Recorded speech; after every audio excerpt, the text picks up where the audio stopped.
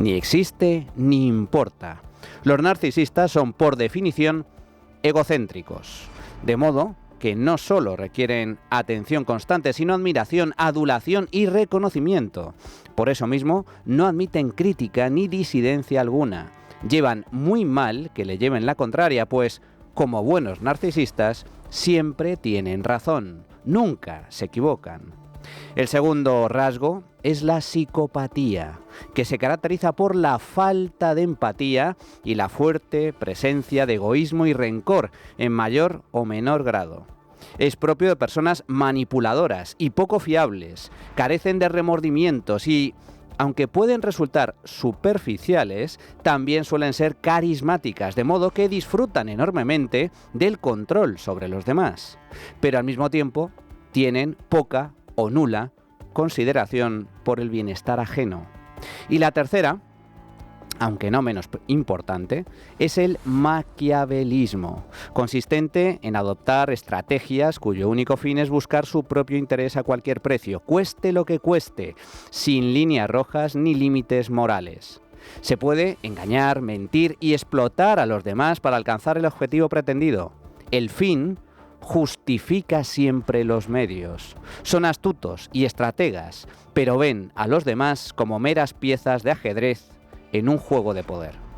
La combinación de estos tres rasgos, que denota una clara frialdad emocional, se asocia con comportamientos manipuladores, egoístas, deshonestos y en general perjudiciales para quienes le rodean. Pues bien, la cuestión es que hay muchos de estos rasgos en los mensajes que ha publicado El Mundo en los últimos días.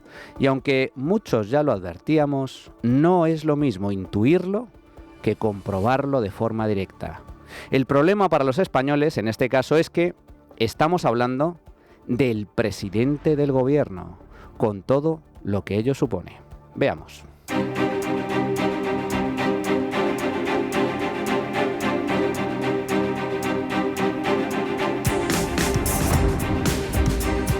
Los WhatsApp que Sánchez envió a Ábalos entre el año 2020 y 2021 evidencian la egolatría que trasluce el personaje, ya que el deseo de control interno dentro del partido se torna en una de sus principales misiones políticas.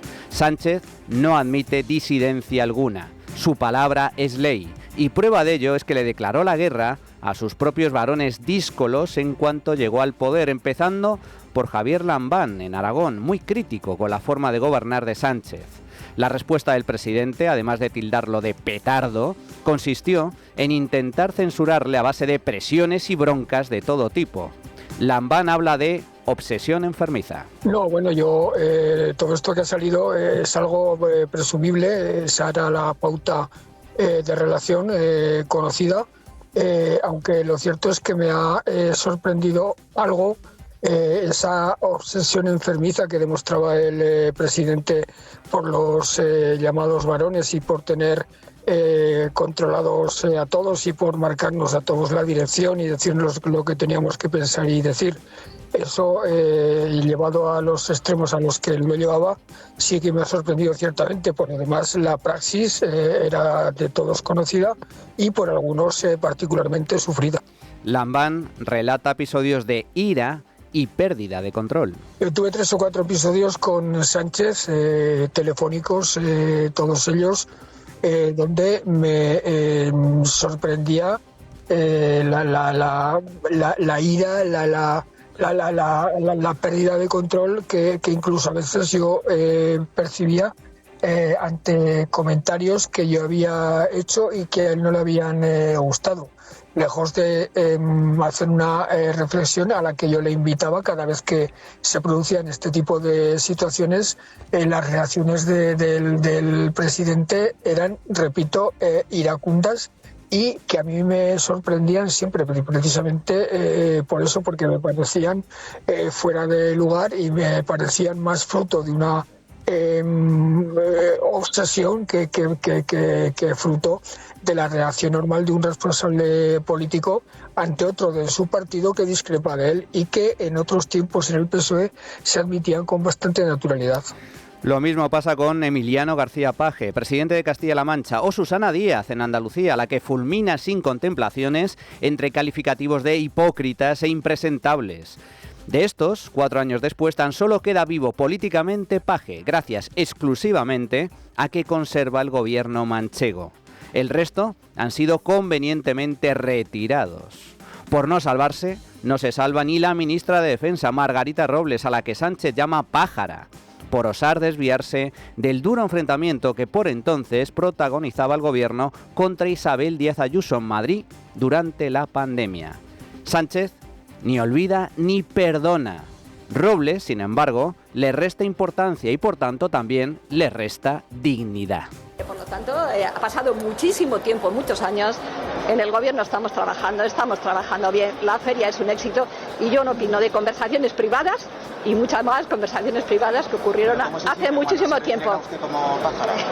Yo lo que me siento, soy una persona que llevo trabajando toda mi vida como una servidora pública. Creo que es una expresión que ni siquiera yo sé si se ha dicho o no se ha dicho. En cualquier caso, lo importante es que trabajemos, vamos a seguir trabajando en el gobierno y no opino de una conversación privada. ¿No se ha sentido dolida? ¿Por qué me voy a sentir dolida? Es una conversación privada, cada uno en las conversaciones privadas a saber lo que dicen o lo que diremos, ¿no? Cada uno en las conversaciones privadas dice lo que quiera decir y mucho más, insisto, es una conversación de hace muchísimo tiempo y yo lo tomo por lo que es una conversación privada entre dos personas sin mayor relevancia, sin mayor trascendencia. ¿Se siente respaldada por el presidente? ¿Cómo no voy a sentir respaldada por el presidente? No me ven aquí hace 7 años que forma parte del gobierno. Llegados a este punto, cabe recordar que Sánchez fue expulsado de su propio partido por querer hacer lo que, por desgracia, lleva haciendo desde el año 2018, cuando alcanzó la presidencia, y que consiste básicamente en gobernar a cualquier precio, sin límites ni cortapisas de ningún tipo, ya que lo único que importa es el poder por el poder. Esto decía el exsecretario general del PSOE, Alfredo Pérez Rubalcaba, en 2016, poco después de la salida de Sánchez. La que tendríamos montada si hubiéramos sido una investidura con el apoyo de Podemos, que está en el derecho de autodeterminación, y de los independentistas, que ni le cuento. ¿Qué estaríamos diciendo hoy a los españoles? ¿Cómo estaríamos justificando la estabilidad de nuestro gobierno? Es que verá, es que gobernar España es muy complicado. Y exige apoyos parlamentarios sólidos. Si quieres hacer un buen gobierno, si quieres chapucear... ¿Esa hoja de ruta él quería pactar con los independentistas? Lo que es verdad es que esa posición está en mi partido. Y que él en algún momento la ha defendido y que últimamente en algún acto público la ha defendido. Yo le dije esto a él. Debo decir que dejamos de hablar. Bueno, dejó de hablar. ¿A raíz de eso? ¿A raíz de esa conversación? Pues bien, la cuestión es que tras la poda efectuada a nivel interno, ya no hay disidencia ni voces críticas. El PSOE ya no es un partido, sino una banda, la banda de Sánchez y sus mariachis.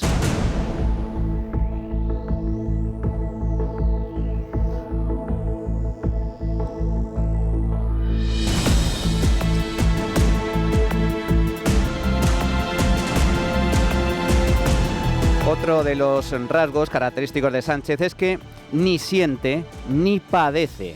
Todo vale, siempre y cuando sirva para lograr sus intereses. Eso explica su fallido intento de pucherazo en el Comité Federal del PSOE, que finalmente le expulsó en el año 2016. Pero también explica su sorprendente moción de censura al gobierno de Rajoy, usando de forma torticera una frase metida con calzador en una sentencia que posteriormente fue corregida por la justicia. Explica su pacto con Podemos, explica su pacto con los independentistas catalanes de Esquerra y Junts, explica su pacto con Bildu, su ley de amnistía, su ataque a los jueces o su brutal ataque a la prensa libre, tal y como explica David Alandete, exdirector adjunto del diario El País. Que el presidente del gobierno hoy, entonces líder del Partido Socialista, te llame para cambiar titulares porque no le convienen. Llamaba al país para cambiar. Me llamó a mí. El titular era... El PSOE tolera la cadena perpetua para salvar el pacto antiterrorista. Exacto. Y me llama Pedro Sánchez de un número desconocido y de muy malos modos me pide el cambio del titular.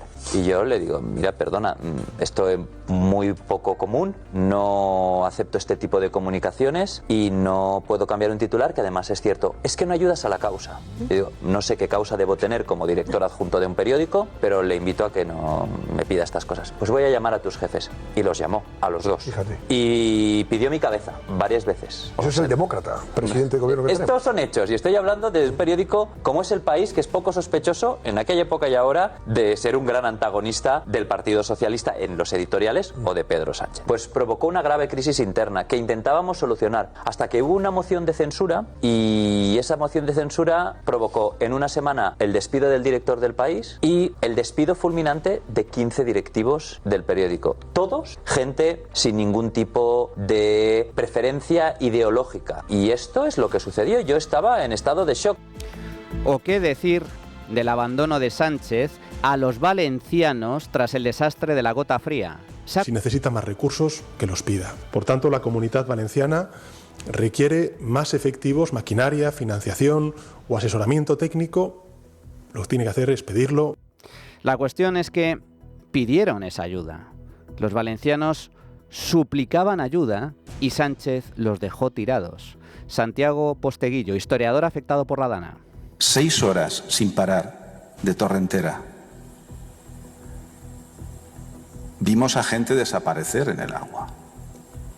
Nos acostamos sin luz ni agua, pensando que lógicamente, al amanecer, estaría la Guardia Civil, estarían los bomberos, el ejército.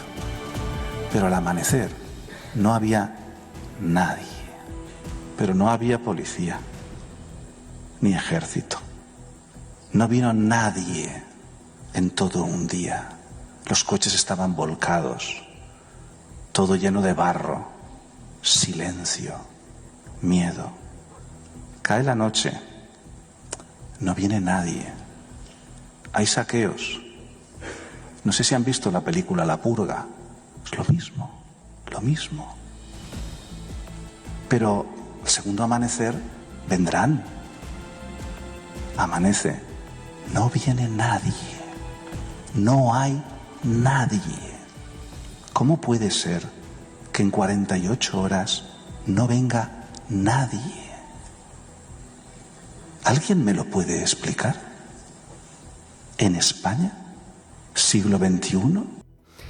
Y esta absoluta falta de empatía del presidente se ve también en los WhatsApp. En concreto, cuando se entera de que su gobierno ha pactado con Podemos la suspensión de los desahucios amorosos y ocupas durante la pandemia a finales del año 2020. El 2 de diciembre, Ábalos y Pablo Iglesias acuerdan prohibir los desahucios. El día 19, 3 días antes de aprobarse en Consejo de Ministros, es cuando Sánchez empieza a leer el acuerdo y dice que esa medida le inquieta porque es un negociazo para la ocupación. Pero, ¿qué hace el día 22? Pues que lo aprueba en el Consejo de Ministros. Esta aberración lleva en vigor 5 años, se ha cargado el mercado del alquiler y ha supuesto un auténtico infierno para decenas de miles de propietarios.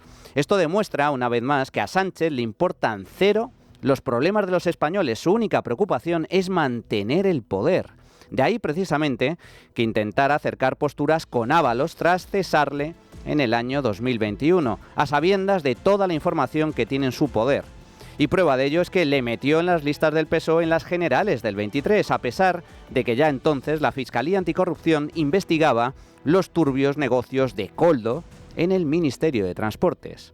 En julio, pocos días después de las elecciones, Sánchez decía que le echaba de menos, que siempre había valorado mucho su criterio político y su amistad. Asistimos, pues, al particular Luis Sé Fuerte del PSOE, en alusión al mensaje que Rajoy envió a Luis Bárcenas, el ex tesorero del PP, que resultó condenado por la Gürtel. Esto le decía entonces Sánchez a Rajoy. Yo quiero hablar de corrupción, señor Rajoy, porque usted, cuando envió ese SMS a Bárcenas, tuvo que dimitir. Y usted no debía seguir siendo presidente del gobierno y tampoco ser candidato a la presidencia del gobierno. Usted debía haber dimitido, asumir la responsabilidad en primera persona y haber abandonado la presidencia del gobierno, señor Rajoy. Y esto, sin embargo, es lo que dice ahora. Por un lado, negando la existencia de filtración de datos confidenciales por parte de la Fiscalía General con fines políticos, cuya causa está investigando la justicia. Y por otro, tildando de delito la publicación de sus WhatsApp con Ábalos, lo cual, sin embargo, es perfectamente legal. el mundo al revés. ¿Qué escandalera montaron ustedes con una filtración absolutamente inexistente? ¿Y cómo se regodean con una filtración esta sí, que es un delito? Ustedes lo que pretenden es ganar por agotamiento, pero ya le digo yo que van a perder en 2027 por aburrimiento. Los WhatsApp de Sánchez definen su personalidad. Miguel Tellado, portavoz del PP en el Congreso. El señor Bolaños no quiere hablar de los WhatsApp. Mira, ¿sabe qué es lo más lamentable de los WhatsApps? Es que hemos conocido exactamente y hemos podido confirmar cómo es exactamente Pedro Sánchez. Es mezquino, es déspota y es un cínico de manual. Pero ojo, que también lo dicen algunos destacados socialistas como Tomás Gómez. Yo creo que las formas de Pedro Sánchez, las prácticas internas, la forma dictatorial, su todo vale para que ellos sigan el poder, le da igual el gobierno, lo que quiere es poder, los independentistas catalanes y las cesiones, poner a Bildu en el centro de la gobernabilidad del país. Todo esto va sumando y yo creo sinceramente que Pedro Sánchez va a ser el presidente del gobierno que peor va a salir de la Moncloa de toda nuestra historia democrática. O también Nicolás Redondo, expulsado del partido tras 50 años de militancia por osar criticar al dueño y señor de las Españas, que en una reciente entrevista en El Mundo dice, entre otras cosas, que Sánchez, probablemente por sus características psicológicas, ha establecido un proyecto que gira alrededor de sí mismo. Quizás desde el principio, cuando servía los cafés, era lo único que tenía en la cabeza. Sus ambiciones, sus emociones, sus frustraciones, que han sido muchas durante mucho tiempo. Es él y él. Sánchez toma decisiones sin tener en cuenta la sociedad, ni las consecuencias para el partido. En fin, quien tenga ojos, que vea. Quien tenga oídos, que oiga. Lo más preocupante, la mayor amenaza que se cierne sobre España es la oscura y peligrosa personalidad de Sánchez, ya que estamos hablando del presidente del gobierno.